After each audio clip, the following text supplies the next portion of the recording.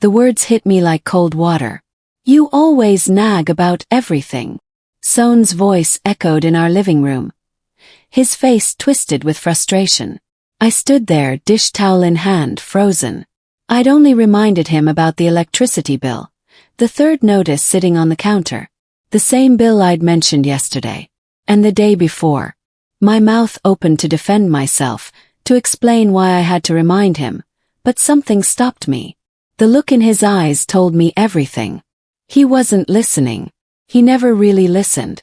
To him, every word from my mouth was noise, every concern just nagging. So I closed my mouth. I folded the towel carefully and placed it on the counter. Son waited, probably expecting me to argue back like always. Instead, I walked past him toward the bedroom. The silence felt heavy, strange. I heard him shift behind me, confused. For the first time in our 8 years of marriage, I had nothing to say. And somehow, that felt more powerful than any argument I'd ever won. The next morning, Son asked where his blue shirt was. The one he wore to important meetings. I knew exactly where it was. In the dry cleaning, where I'd taken it 3 days ago after he spilled coffee on it.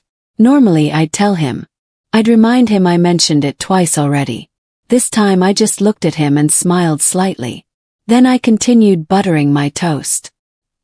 He stood there, waiting for an answer that didn't come. Ada. The blue shirt. His voice had that edge of impatience. I took a bite of my toast, chewing slowly. He searched the wardrobe himself, muttering under his breath. I heard drawers opening and closing, hangers scraping. Part of me wanted to help. 8 years of conditioning pushed me to speak up. But I remembered his words. You always nag. If my reminders were nagging, then silence would be my new language. Son finally settled for a different shirt, shooting me confused glances. He left for work without his usual goodbye kiss. I washed my plate in peaceful quiet. Sitting alone after he left, I thought about all the years. The countless reminders about bills, appointments, family birthdays, car maintenance, house repairs. I'd carried the weight of remembering everything while he lived freely, knowing I'd handle it. And when I spoke up, nagging, that word stung worse than any insult. I remembered when his mother's birthday passed without a call from him. I'd reminded him 3 times that week. He forgot anyway, then blamed me for not pushing harder. I recalled the time our water got disconnected because he ignored the notices. I'd mentioned it 5 times. He called me controlling when I got upset. Every reminder, every concern, every attempt to keep our household running, dismissed. Reduced to nagging. As if caring was a character flaw. I'd been pouring energy into a man who saw my efforts as annoying background noise. But today felt different. Today I realized something important. I didn't need to explain myself anymore. My silence would teach better than my words ever could. That evening, Son came home and tossed his jacket on the couch. Normally I'd pick it up, hang it properly, maybe comment about the dry cleaning bill. This time I walked right past it. I was reading a book, actually enjoying the story for the first time in months. He glanced at me, then at the jacket. I felt his eyes on me, waiting. I turned a page, genuinely absorbed. He cleared his throat. Rough day at work, he said, clearly fishing for engagement. I nodded slightly, not looking up. The silence stretched between us like a rubber band. He picked up his own jacket, slowly, and hung it himself. I caught the confusion on his face. He was used to my reactions, used to me managing, fixing, reminding. This new version of me was a stranger. I watched him from the corner of my eye as he paced the room, restless. Finally, he sat down with his phone, but his attention kept drifting to me. The quiet was a mirror, reflecting his own dependence. And he was starting to see it. 3 days into my silence, the first real consequence hit. The electricity got disconnected. I was at work when Son called. His voice tight with frustration. Ada, the power's out. Did you pay the bill? I let the phone ring 4 times before answering. No, I said simply. I didn't. Silence on his end. Then, why not? You always handle that. The irony wasn't lost on me. I always handled it because I chose to, not because it was my job alone. I reminded you about it, I said calmly. Several times, actually. You called it nagging, remember? I could hear him breathing, processing. So you just didn't pay it. To prove a point. His voice rose slightly. I remained composed. I didn't pay it because it's not only my responsibility. The notice is on the counter. It has been for 2 weeks. He muttered something I couldn't catch, then hung up. 2 hours later he called back. The frustration in his voice had shifted to something else. Uncertainty, maybe. I paid it. They'll reconnect tomorrow. His tone was different, smaller somehow. Okay, I said gently. And that was all. The following week something interesting happened. Our landlord called about renewing the lease. Usually I'd discuss it with Son, wait for his input, negotiate together. This time I handled it myself. I reviewed the terms, negotiated a better rate, and signed. When Son came home I mentioned it casually. Renewed the lease. Got them to drop the rent by 5%. His eyebrows shot up. You did what? Without asking me. I looked at him calmly. You were busy. I handled it. I could see him struggling between being upset and being impressed. The new rate was actually excellent. But we usually decide together, he said weakly. He nodded. You're right. We usually do. But usually you dismiss half of what I say, so I made an executive decision. I said it without malice, just stating facts. He opened his mouth, closed it, then opened it again. Nothing came out. The power shift was subtle but real. For the first time, he saw me as capable of managing things without his approval. And it clearly unsettled him. I went back to cooking dinner, leaving him to process in silence. In the quiet evenings that followed, I discovered something unexpected. Real deep peace. For years, I'd been explaining myself constantly, justifying my concerns, defending my reminders, proving my point. The emotional labor had drained me without my realizing it. Now, in the silence, I felt lighter, stronger. I wasn't ignoring Son out of spite. I was simply refusing to exhaust myself trying to convince someone who wouldn't listen. My silence wasn't passive. It was a choice. Boundary. A statement that said, I will not diminish myself to make you comfortable. I started doing things I'd neglected. Reading books, taking evening walks, calling my sister for long conversations. I'd forgotten what it felt like to exist without constantly monitoring someone else's responsibilities.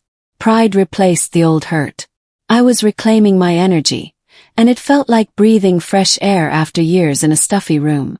Son noticed the change. I caught him watching me sometimes, a puzzled expression on his face, like he was trying to figure out a riddle. Sunday dinner at his parents' house brought the tension to a head. Son's mother asked about the electricity incident. Before I could respond, Son laughed it off. Ada's been a bit distracted lately. Forgot to pay the bill. The lie was casual, effortless. I felt everyone's eyes on me. The old Ada would have corrected him immediately, defended herself, explained the truth. The new Ada simply took a sip of water and smiled politely. Son's mother frowned. That's not like you, Ada. You're usually so organized. I nodded pleasantly. Things change. Son shifted in his seat. His father, a quiet man who rarely spoke, studied us both carefully.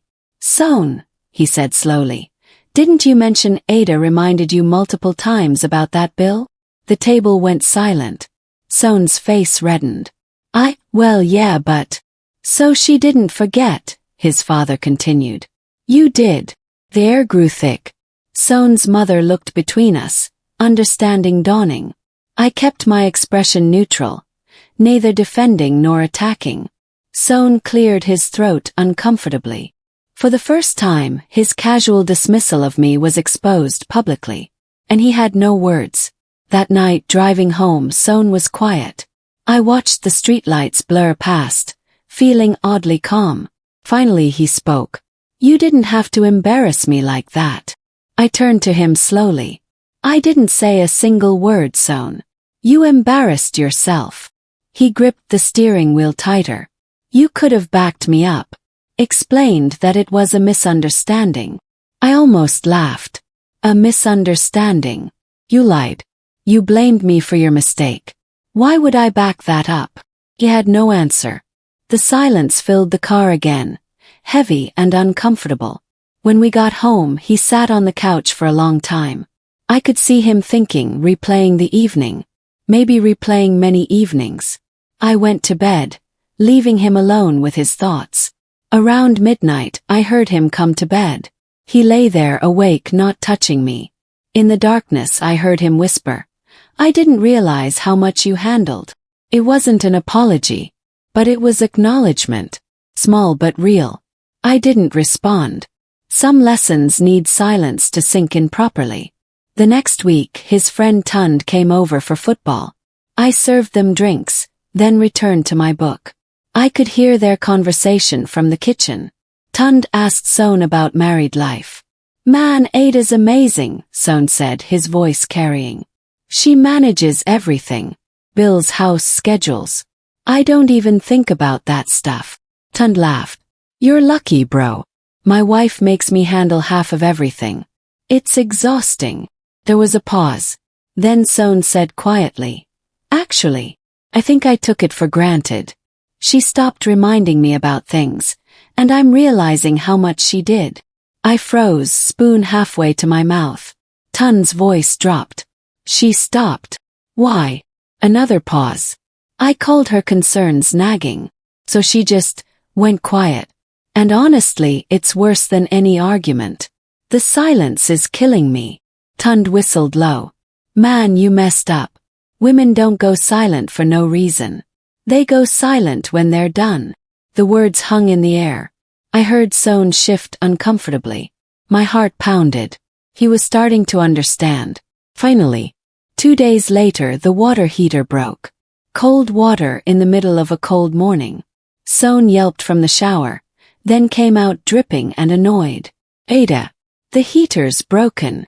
I was getting ready for work, applying lipstick carefully. Yes, I noticed, I said calmly. Well, did you call someone to fix it? His tone expected a yes.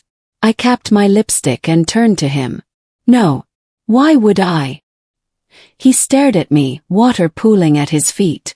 Because it's broken. We need hot water. He nodded. Yes, we do. The plumber's number is in the phone directory. You should call him. His mouth opened and closed like a fish. But you always handle this stuff. I smiled gently. Not anymore. I'm not nagging you about calling. I'm just not doing it for you either. You're a grown man, Son. You can handle a phone call. I grabbed my bag and left him standing there, still dripping. When I came home that evening, the heater was fixed. Son was sitting on the couch, looking exhausted. That took 3 hours, he muttered. The plumber came late. I had to explain the problem, deal with payment. Welcome to my world, I said softly, and went to start dinner. Over the next few weeks, I implemented a simple system. Tasks I used to repeat, I left them. Bills I'd mention multiple times, I let them sit. Appointments I'd remind him about, I marked on my calendar only. Every responsibility became his to remember, not mine to manage. The house ran differently now. Sometimes things fell through cracks. The garbage piled up one week because Son forgot collection day. His favorite meals stopped appearing magically because I stopped tracking what he liked. His mother's birthday almost passed without a card, until he remembered at the last minute. Each small failure was a lesson. I wasn't being cruel. I was simply refusing to be his personal assistant. I watched him struggle with the realization that adult life required actual attention. The mental load I'd carried alone was now visible to him, and it was heavy. He started keeping lists. I'd find sticky notes on the fridge with reminders. He set phone alarms for important dates. Slowly, painfully, he was learning to manage his own life. And I felt no guilt about it. Only relief. At his office party, the shift became public. Son's boss, Mr. Adelic, complimented me. Ada, you're always so put together. How do you manage everything? Before I could respond, Sohn jumped in. She's incredible. Runs the whole house, handles everything smoothly. I smiled politely. Actually, we both manage things now. Sohn's been taking on more responsibilities lately. I saw Sohn's surprise. Mrs. Adelik, the boss's wife, nodded approvingly. That's wonderful. Partnership is so important. She turned to Sohn. My husband learned that lesson early. Took him a rough year though. Mr. Adelik chuckled. She stopped doing my laundry for 3 months. Best lesson I ever learned. Everyone laughed, but Sohn's laugh was nervous. His colleague Bayo clapped him on the shoulder. Man, you better appreciate Ada. Good women who care are rare. The conversation moved on, but I caught Sohn watching me throughout the night. The public acknowledgement that he'd been relying on me, and that I'd withdrawn that support, was clear to everyone now. The power dynamic had shifted and others could see it too. Late that night after the party, I sat in our bedroom thinking. For so long I'd measured my worth by how much I could do for Sohn. How smoothly I could run the house. How few complaints he had. I'd been seeking validation from someone who gave none. But in these weeks of silence, I'd found something better. Self-respect. I no longer needed Sohn to acknowledge my efforts to feel their value. I knew what I contributed. I knew my worth.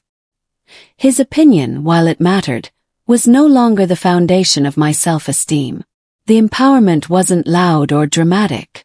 It was quiet, deep and solid. Like roots growing strong underground. I felt more myself than I had in years. The silence had given me back to me. And that was worth more than any compliment or appreciation from him. I heard Sohn enter the room, felt him sit on the edge of the bed. Ada, he said quietly. I've been thinking. I turned to face him, waiting. His expression was serious, vulnerable even. I think I understand now. What I did. How I made you feel. I didn't respond immediately, letting his words settle. Sohn took a breath. I called your care nagging. I dismissed you constantly. And I'm sorry. The words were simple, but his voice cracked slightly. I never realized how much you did until you stopped. And I hate that it took your silence for me to see it. I sat up, studying his face. This wasn't the defensive Sohn I knew. This was someone genuinely confronting his behavior.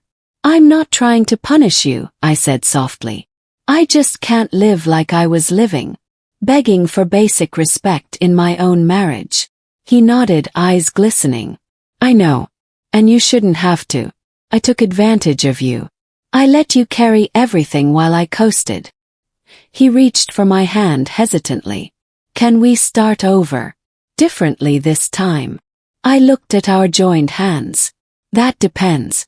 Are you willing to actually change? Not just feel bad but do better. Yes, he said firmly. I want to be a real partner. Not just someone you manage. I squeezed his hand. Then we can try. But Sohn, I meant what I showed you. I won't go back to explaining myself constantly. Respect isn't negotiable anymore. I understand, he whispered. And for the first time in months I believed him. The changes didn't happen overnight, but they were real. Sohn started checking the mail himself, sorting bills, marking due dates. He called his mother without reminders. He noticed when we were low on groceries and added items to the shopping list. Small actions but consistent. One evening I came home to find him cooking. Actual cooking, not reheating. Thought I'd try that recipe you love, he said, looking nervous. The meal wasn't perfect, but it was thoughtful. We ate together, really together, talking about our days without tension. Later, as we cleaned up side by side, he said, I hate that I needed to lose you to find you. Paused, dish in hand. You didn't lose me. But you almost did. He nodded solemnly. I know. And I'll spend every day making sure I don't take you for granted again. Actions speak louder than words, my mother always said. And Sohn's actions were finally matching his promises. The silence had broken something old between us. Now we were building something new. A month later, the car registration expired. I saw the notice but said nothing. 3 days before the deadline, Son brought it up at dinner. "Hey, I noticed the car registration is due Thursday. I'll handle it tomorrow on my lunch break." He said it casually like it was obvious. I looked up, surprised and pleased. "You remembered on your own." He smiled sheepishly. "I've been checking the papers every morning. Part of my new routine." My heart warmed. This wasn't me nagging or reminding. This was him taking ownership. "Thank you," I said simply. "No," he replied. "Thank you for not giving up on me completely." That evening, he renewed the registration without issue. When he came home, he showed me the new sticker with pride. "See, all done. On time." I laughed at his enthusiasm. "I see. You're very responsible." He grinned. "I'm learning from the best." It was a small moment, but it meant everything. Proof that change was possible. That respect could be rebuilt. That silence sometimes speaks louder than words. I established new boundaries clearly. One evening over tea I told Son, "I need you to understand something. I won't repeat myself anymore. If I mention something once, that's enough. You're an adult. You can remember or you can set a reminder. But I'm done being your backup memory." He listened without interrupting. "Second," I continued, "my feelings and concerns aren't nagging. They're communication. If you can't handle adult conversations without dismissing me, then we have bigger problems." He nodded seriously. "I understand. And you're right. You deserve to be heard the first time." "Third," I said, "this isn't about control or power. It's about partnership. Equal partnership. That means equal mental load, equal responsibility." He reached across the table. "I'm committed to that, Ada. Really. I see now what I couldn't see before. These weren't just rules. They were the foundation of our new dynamic." And Son didn't push back or complain. He accepted them, respected them, and started living them. The boundary setting felt empowering, not combative. At our next family gathering, something beautiful happened. Son's sister asked him about something and he responded, "Let me check with Ada first. We make those decisions together." His mother smiled, catching my eye. Later, she pulled me aside in the kitchen. "I see the change in him," she said quietly. "And in you. You're different now. Stronger." Smiled. "I just stopped accepting less than I deserved." She hugged me. "That's wisdom. My son needed this lesson. I'm glad you taught it to him." His father approached Son in the living room. I could hear their conversation. "Your marriage looks healthier," he observed. Son nodded. "It is. I almost lost it through my own stupidity. But Ada gave me a chance to do better." "The best wives," his father said, "are the ones who challenge us to be better men. Don't forget that." Son glanced at me across the room. "I won't. Never again." The family's recognition of our growth felt validating. They saw the shift, understood it, and supported it. 3 months into our new dynamic, a major decision came up. Son's company offered him a transfer to Abuja. Better position, better pay, but we'd have to move. The old Son would have decided alone, then informed me. This Son sat me down for a real conversation. "What do you think?" he asked genuinely. "It's a big opportunity, but it affects both of us." I appreciated his approach. We discussed pros and cons for hours. My job, his career, our family ties, the cost of living. We researched together, made lists, weighed options. Finally I said, "I think we should do it. But on one condition. We find a place together. No surprises, no executive decisions. Equal input." He agreed immediately. "Of course. This is our life, not just mine." We spent the next week looking at apartments online, discussing neighborhoods, planning the logistics. When we announced it to family, Son made sure to say, "We decided together. This is what's best for both of us." The emphasis on "we" wasn't lost on anyone. He was publicly acknowledging my voice, my value, my equal stake in our future. The week before the move, stress hit hard. Packing paperwork goodbyes. One evening, Son forgot to confirm the movers. In the old days, this would have triggered a fight. But when I discovered it, I simply said, "The movers aren't confirmed. You should call them now." His face paled. "Oh no. Completely forgot. Ada, I held up a hand. "Just call them. We can handle this." He nodded, grateful, and immediately got on the phone. 2 hours and several calls later, he secured a company for moving day. He looked exhausted but relieved. "Thank you for not freaking out," he said. "I thought you'd be angry." Shrugged. "You forgot. Happens. But you fixed it. That's what matters." He pulled me into a hug. "I used to freeze when I messed up because I knew you'd be upset.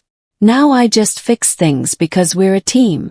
That shift, from fear of my anger to confidence in our partnership, showed real growth. Mistakes weren't relationship enders anymore. They were just problems to solve together. Moving day was chaos, but organized chaos. Son directed the movers while I handled paperwork. We worked in sync, anticipating each other's needs, covering gaps without resentment. When something went wrong, a box went missing, we handled it calmly together. In our new apartment, as we unpacked, I watched Son label boxes carefully, organize rooms thoughtfully, consult me about placements. "This is your space too," he kept saying. "Where do you want things?" The consideration was constant, genuine. That night, exhausted on our mattress surrounded by boxes, we lay side by side. "New city, new start," Son murmured. "New us," I added. He turned to face me. "Thank you for giving me another chance. For teaching me what I should have known." "Thank you for being willing to learn," I replied. "Not every man would." He kissed my forehead. "I love you, Ada. The real you. The strong, silent, don't take nonsense you." I smiled in the darkness. "I love you too. The humble, growing, finally listening you." Months passed in Abuja. Our new routine was balanced. Son handled certain bills, I handled others. We split household tasks fairly. He remembered appointments without prompting. He asked my opinion and actually listened. Changes stuck. One day, his new colleague made a joke. "Man, your wife has you on a tight leash." I tensed, but Son just laughed. "Nah, bro. We just respect each other. You should try it." The colleague looked confused. Son continued. "Happy wife, happy life isn't about controlling men. It's about treating your partner like an actual equal." I felt pride swell in my chest. He got it. Really got it. Later, I told him I'd heard the exchange. "I meant it," he said simply. "I used to think partnership meant you doing everything while I coasted. Now I know better. And I'm embarrassed it took me so long." "Growth is growth," I said. "Whenever it comes." He pulled me close. "You saved our marriage by refusing to accept less. That took incredible strength." A year after my silence began, we hosted Son's family in our new place. His mother watched us interact. The easy communication, the shared responsibilities, the mutual respect. During dessert, she spoke up. "Ada, I want to apologize." I looked at her, surprised. "I knew my son wasn't treating you right. I saw it but said nothing. I should have spoken up." Her honesty touched me. "You raised him well," I said gently. "He just needed to grow up." "We all do," Son's father added. "The silent treatment is powerful medicine. Most men don't realize what they have until it's gone." Son nodded. "I almost lost everything because I was too proud and too blind. But Ada's silence forced me to see. And I'm grateful." His sister raised her glass. "To Ada for not putting up with nonsense. And to Son for finally getting it." We all laughed, clinked glasses. The family's support meant everything. They saw our journey and celebrated our growth. Today I live differently. I don't explain myself into exhaustion. I don't beg for basic respect. I don't carry Son's responsibilities as if they're mine. I speak once, clearly, then let him manage his own life. And it works. Son is a different husband now. He listens the first time. He shares the mental load. He values my input. He's learned that partnership isn't about one person carrying everything while the other coasts. It's about both people rowing the boat together. I learned that silence is sometimes the loudest statement. That withdrawing your labor can be more powerful than any argument. That self-respect isn't selfish. It's essential. That you teach people how to treat you by what you accept. Our marriage isn't perfect. We still have disagreements, still have hard days. But the foundation is solid now. Built on respect, equality, and honest communication. Son recently told his friend, "My wife went silent and it saved our marriage." Nagging is a label people use to dismiss women's emotional labor. Empowerment is choosing not to accept that dismissal. Chose silence. And in that silence I found my voice. The real one. The one that demands respect without shouting. The one that knows its worth without validation. Son was upset when I went quiet. But that upset transformed into understanding. And understanding transformed us both. Today we're not perfect. But we're partners. Real ones. And that's everything I ever wanted.